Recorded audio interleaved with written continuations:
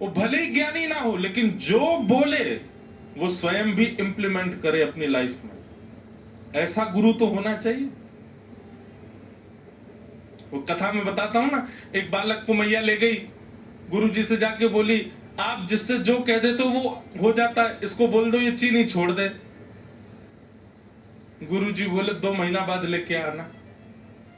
2 महीना बाद लेके गई बालक को, तो गुरुजी ने देख करके कह दिया, लाला चीनी छोड़ दो। जी गुरुजी। मैया बोली 2 महीना काहे को लगाया आपने? 2 महीना पहले ही बोल देते, 2 शब्द ही तो बोलने थे, चीनी छोड़ दो। गुरुजी बोले 2 महीना पहले मैं भी चीनी खाता था, पहले मैंने छोड़ी है, और मैंने छोड़ने के बाद इसको कहा है कि तू भी छोड़ दे। अगर मैं नहीं छोड़ता तो मेरी वाणी का प्रभाव इस पर नहीं होता। इसको कहते हैं शाब्देश निष्णातम।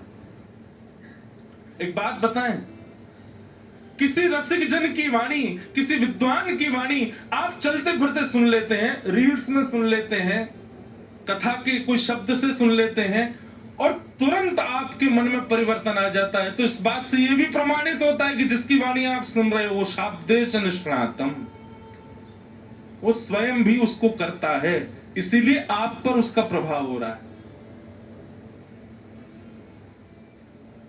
स्वामी विवेकानंद वो जब आए पृथ्वी पर, उनके जब उनका आगे बढ़ने लगे रामकृष्ण परमहंस जी की कृपा से, वो जो बोलते थे हजारों की तादाद में बैठे हुए लोग, अंग्रेज तक उसका पालन करते थे। क्यों?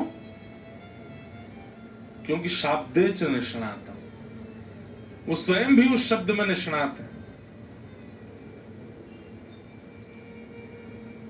अच्छा, इसमें भी 2 बातें आती हैं।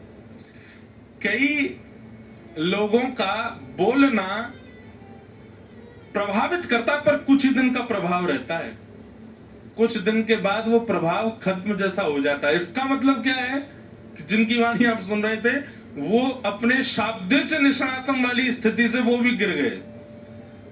वो जो बोलते थे दुनिया करती थी, लेकिन एक दिन उन्होंने ही करना छोड़ दिया, तो एक दिन ऐसा आएगा कि उनकी वाणी प्रभाव डालना बंद कर देगी।